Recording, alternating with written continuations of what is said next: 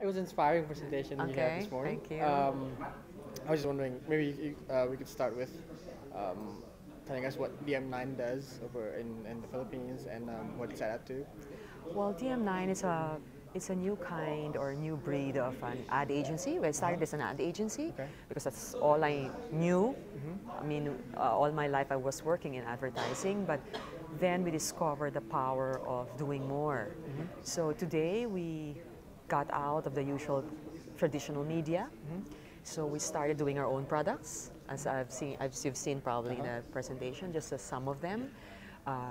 We've also done a lot of digital work that is totally different. Like I didn't show it, but we tried stopping sex videos of women that was uploaded without their knowledge by burying them through in Facebook by putting the word scandal in all our names. So things like that. There are a lot of innovations and technology, but what was important is we are an agency that tried to connect creativity with technology, but for humanity. Okay. All right. I guess that's sort of the idea behind the smart textbook as well. I think Yes. someone brought that up yesterday, and in one of their speeches, and I Okay. thought, okay, I'd like to see a little bit more of this because Okay.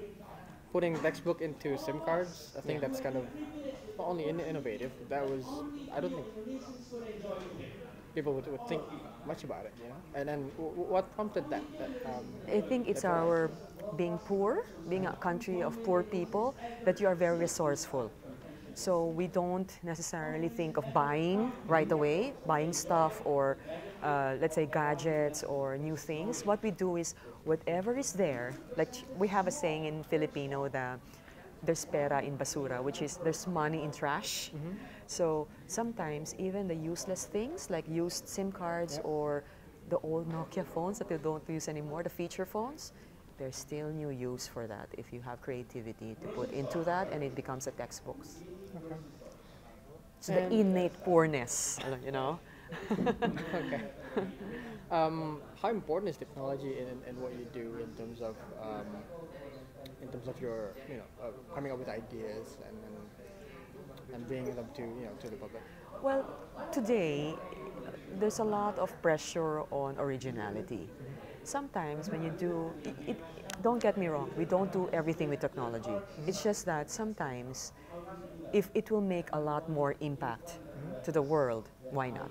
And today, everybody's zeroing on technology. But use technology in such a way that is totally different and totally relevant to the country. I mean, I could have come up with the most high-tech app to do it or a downloadable textbook, but we didn't. See, and for it to win in Cannes as a Grand Prix amongst other more high-tech apps, it tells you the relevance is more important. So, Maybe you could talk about some of your other campaigns, or some of your other works that that involve non-traditional use of media, perhaps. yeah. Well, for example, this is an example of the world already leading into it. For example, I'm also a member of a feminist group, and it's been my client for years since I was in college. And in New York, Eve Ensler, who's the head of all the feminist groups, led the world into a dance. But when I look at the dance, every single country would dance their own dance, okay, their own cultural dance, and supposedly it's 1 billion rising. The title of their, it's a shout against women abuse, 1 billion rising. Now, when it came to the Philippines, I didn't stop at having a cultural dance. I mean, that will not do me any good. So I pushed it and said, maybe we could create a dance that is born out of self-defense. So we use Aikido. Okay. So we hired a choreographer and an Aikido master and put the dance together. And now the schoolgirls are dancing it every morning. So once you memorize those moves into the dance, actually you can defend. do self-defense. Right. On top of that, I wrote a song so that they would dance that song. When Eve Ensler got to the Philippines, because she's doing her rounds of the world if we're doing it, when she got to the Philippines, she was like blown away. It wasn't just a simple dance, it was a self-defense dance. And then it was also, there was a song that was crying out no to abuse. So they translated that to English. They got the dance. Now the world is dancing it. Okay. So it's. I guess you solve the problem first at home, then the world will take notice. Okay. There's lots of people trying to solve issues, but then they look at it in a very global perspective.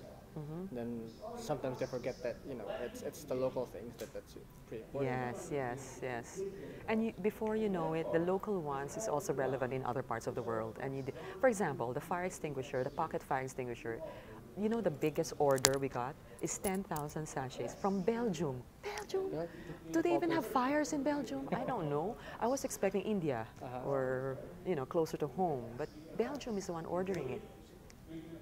So it's about looking a lot deeper into the issues that are local and trying to solve them through all these different ways, and then maybe, who knows, other different parts of the world that you don't expect will pick it up. Yes, yes.